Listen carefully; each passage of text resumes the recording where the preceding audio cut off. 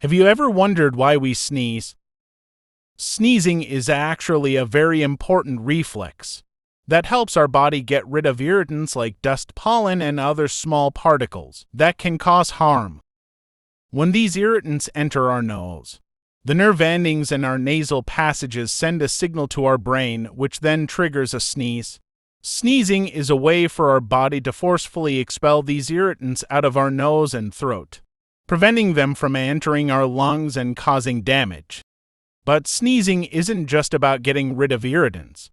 It's also a way for our body to fight off infections. When we sneeze, our body produces a burst of air that can help remove germs and viruses from our nose and throat, preventing them from spreading further.